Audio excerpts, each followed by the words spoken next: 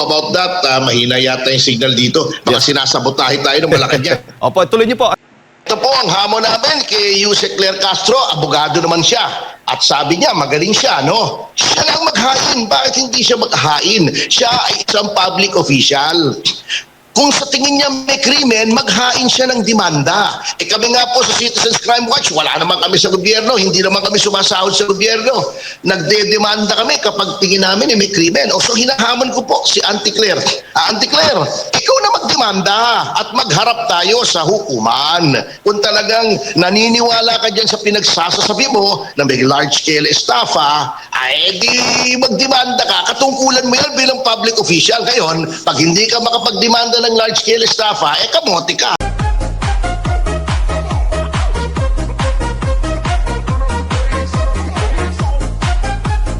Po, unang-una ay ang gusto lamang po kasi ni Congressman Leandro Leviste ay ma-vindicate o at maibangon puri yung sinira na reputasyon niya ni Naku po, nawala po ang linya ng komunikasyon ni Attorney Ferdinand Topacio. Balikan po natin yan. Kaugnay pa rin po yan doon sa civil libel na isinampa po ni Congressman Leandro Leviste laban po kay Yusek Claire Castro kamakailan. Balikan lamang po natin yan. Sorry po about that. Mahina yata yung signal dito. Baka sinasabotahe tayo ng Malacanang. Opo, tuloy niyo po, Attorney.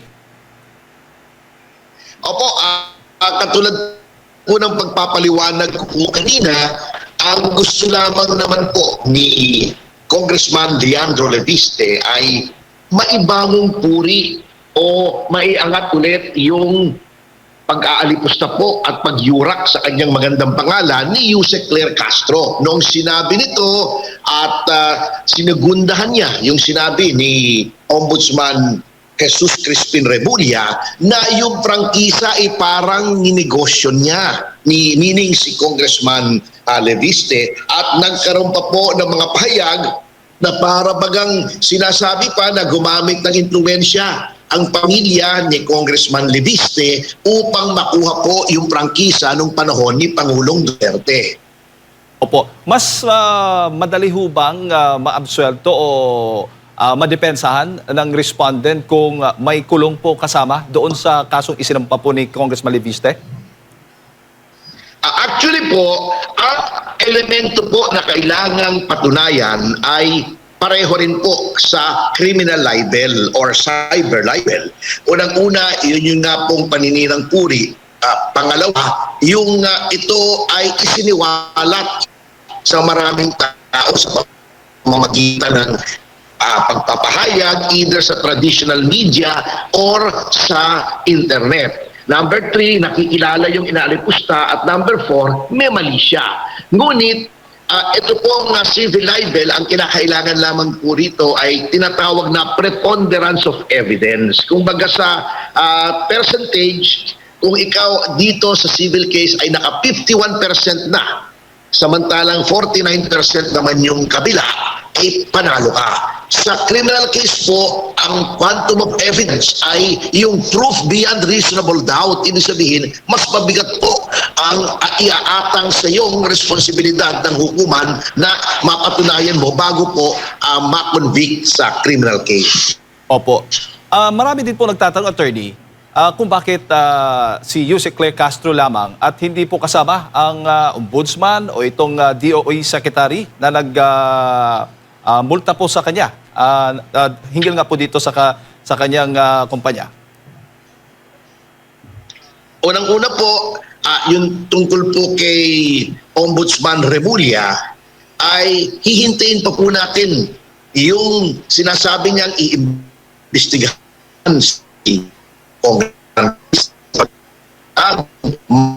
yung pag-aakala na yung prangkisa ibinenta, hindi po ibinenta yung prangkisa. Baka nalito lang po sila sapagkat dalawa po yung solar na kumpanya na may pangalang solar. Ay yung SPNEC, Solar Power New Energy Corporation, at saka yung Solar para sa Bayan.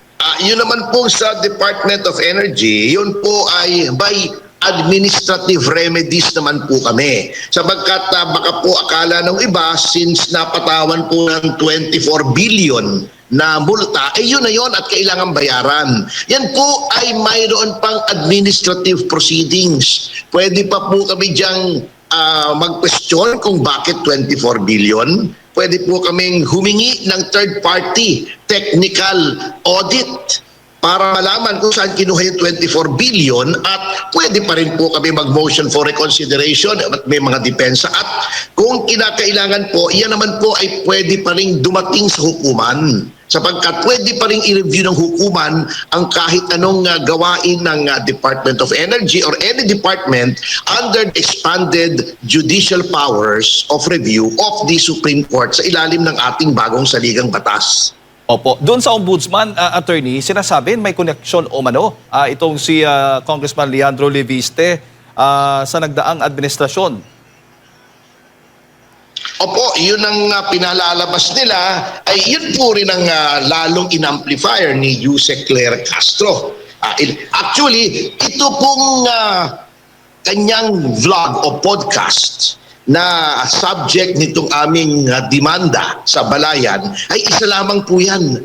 May 15 na po na mga vlogs si Auntie Claire na walang ginawa kundi sirain ang reputasyon ni Congressman Leandro Leviste. At ito ay nagsimula lamang noong inilabas ni Congressman Leviste yung tinatawag na Cabral Files.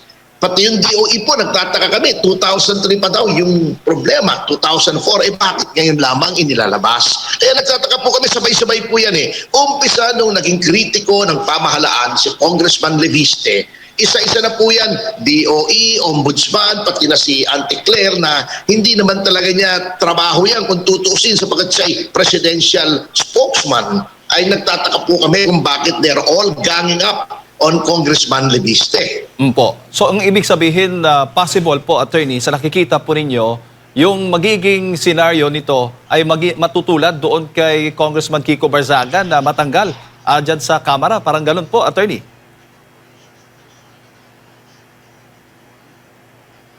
Hindi ko po alam kung anong adhikain nitong mga atake nito. Pero para sa amin po, very obvious that these are targeted attacks against Congressman Leviste. Sunod-sunod po yan.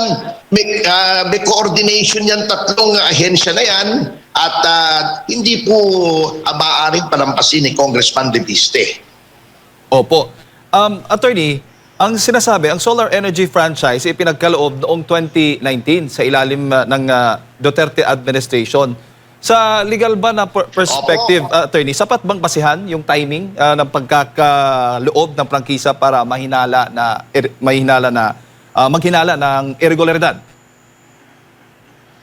Hindi po sapagkat kung gustong palabasin ni Auntie Claire na siya ay ang nagbibigay ng prangkisa ay ang Pangulo, nagkakamali po siya. Kaya nagtataka nga ako kung bakit Duterte ng Duterte yung sinasabi niya para naman siyang hindi abogado. Ang nagbibigay po ng prangkisa ay ang legislatura. Legislative franchise po yan. Yan po ay unang sinusulong sa mababang kapulungan. Yan po ay pinagdedebatihan, sinusuri, sinisiyasat. Pagkatapos po, kung yan ay papasa sa mababang kapulungan, iaangat pa po yan sa Senado at doon na naman pagdedebatihan, etc. At sa aming records po ay pumasa naman to sa Senado. And then, saka po lalagdaan ng Pangulo kung wala namang masama. At ito pong proyektong ito, kahit nagpalit na po yung administrasyon, ang nagpasinaya po rito ay si Pangulong Bongbong Marcos. At talagang pangampuri niya rito sa proyektong ito. Pagkatapos, darating yung kanyang mga tauhan, i-questionin yung isang bentahan na lumusot naman po at siniyasat din, sinuri ng Securities and Exchange Commission na regulatory body ng gobyerno sa mga ganitong bentahan at ng Philippine Stock Exchange. Yung Philippine Stock Exchange po, napakahigpit po noon sa mga listed companies. Pagkatapos, i-questionin nila. Yun ang aming kinakataka. At isa pa, attorney, sinasabi din po ni Yusek Claire na maaring maharap po si Representative Leandro Leviste sa large-scale estafa. Sa ilalim ho ba ng batas? Ano ho ba yung maaring kailangan patunayan muna bago masabi mong may large-scale estafa? Ito po ang hamon namin kay Yusek Claire Castro, abogado naman siya. At sabi niya, magaling siya, no? Siya lang maghain. Bakit hindi siya maghain? Siya ay isang public official. Kung sa tingin niya may krimen, maghain siya ng demanda. Kami nga po sa Citizens Crime Watch, wala naman kami sa gobyerno, hindi naman kami sumasahod sa gobyerno. Nagde-demanda kami kapag tingin namin may krimen. O so hinahamon ko po si Auntie Claire. Auntie Claire, ikaw na magdemanda at magharap tayo sa hukuman. Kung talagang naniniwala ka dyan sa pinagsasasabi mo na may large-scale estafa, ay di magdemanda ka. Katungkulan mo yan bilang public official. Ngayon, pag hindi ka makapagdemanda ng large-scale estafa, kamote ka.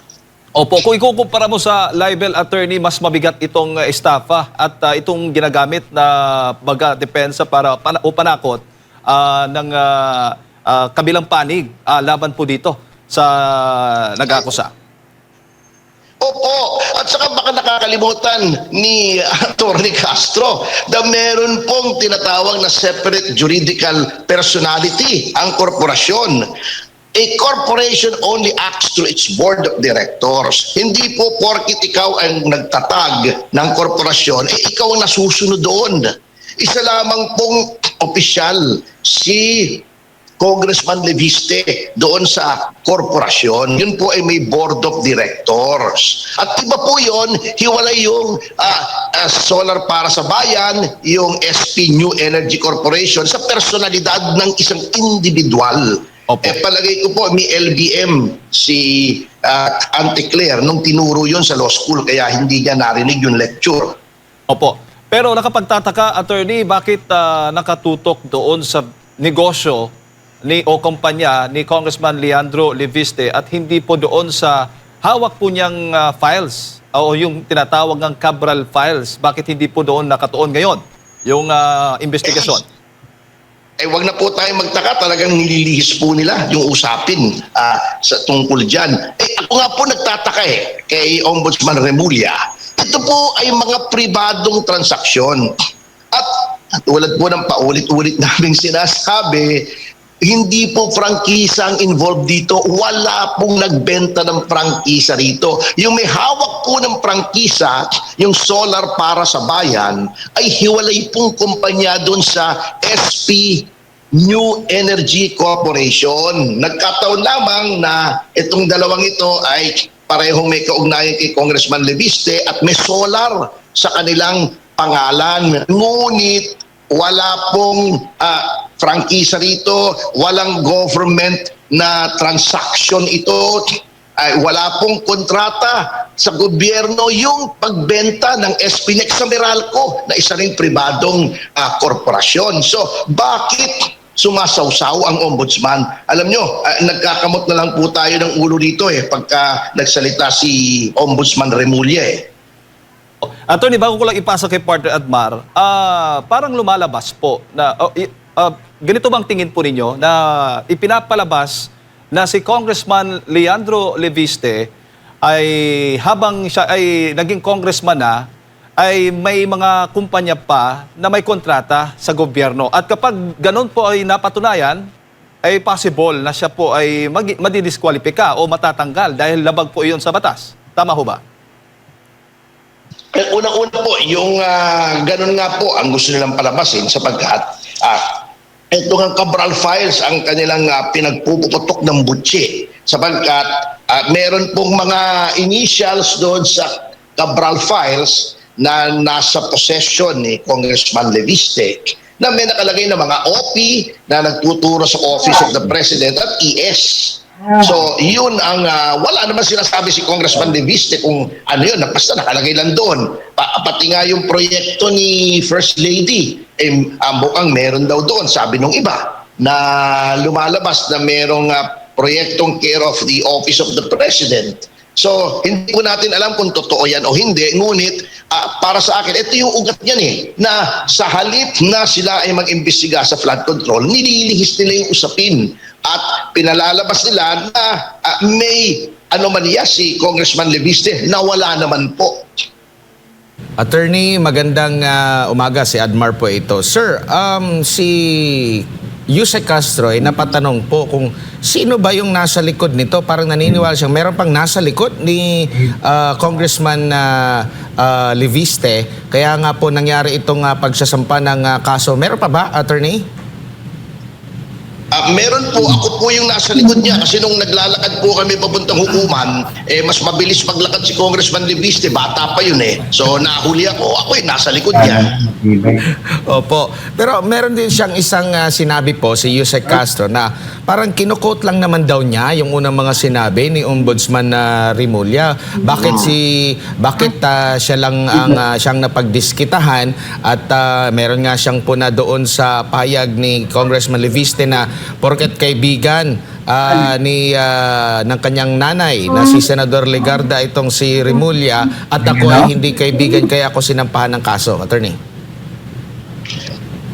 Opo, ganito po kasi yan. Anyway, to seriously answer your question na kung may nasa likod, kailangan pa bang may isang taong mag-udyok sa isang katulad ni Congressman Leviste na sa edad niyang 2 years old ay nakapagtayo na siya ng multi-billion peso na negosyo, nanalo pa siya para sa House of Representatives. Hindi na po kailangan may nasa likod niyan o mag-udyok.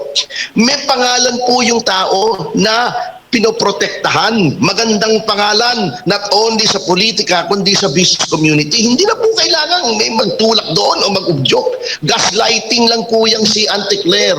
Alam nyo, lumang style na po yan, Auntie Claire, at booking na booking ka.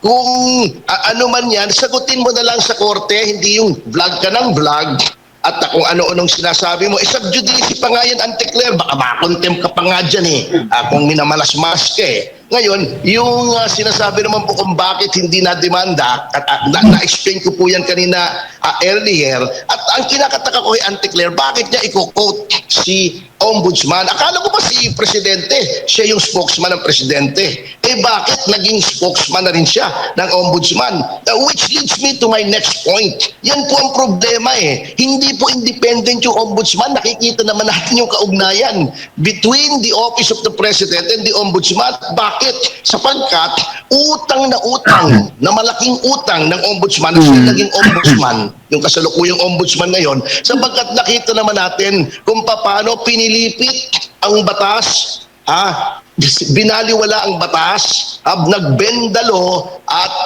talagang ipinilit, binraso na maging Ombudsman si Rimulya. Opo, Attorney, hindi po ba ibabalik ni Congressman Leviste ang tanong kung sino nga ba ang nasa likod kay Yusek Castro, considering mahigit 100 na pong mga videos yung nabanggit niyo po na nagtatalakay sa issue against dito kay Congressman Leviste? Talagang yun nga po, hindi na po kailangan itanong kasi obvious naman po kung sinong nasa likod nito. Ito ay isang targeted attack against Congressman Leviste dahil yung kanyang mga expose ay nakakaapekto na. At yung Carbral files para sa analysis ng iba ay nagtuturo directly sa Malacanang tungkol dito sa flood control project. So, they cannot question the message. They are shooting the messenger. Sinisiraan nila yung messenger. Lumang style naman po yan at alam natin yan. At alam nyo, with the very low trust rating of the President, alam natin na hindi na po kinakagat yan ng taong bayan. Wala na pong naniniwala sa kanila. Opo. Sa tingin niyo po, may nilabag si Undersecretary Castro sa parang pagiging dual entity niya na siya ay parang tagapagsalita o representative ng Malacanang o ng Pangulo ng National Government bilang siya ay Palace Press Officer at siya ang mas laging nagbibigay ng mga pahayag, representation sa gobyerno o di kay Pangulong Marcos Jr. Tapos meron pa siyang sariling channel or nagva-vlog po siya na lagi niyang nililinaw na outside ito sa kanyang trabaho bilang Palace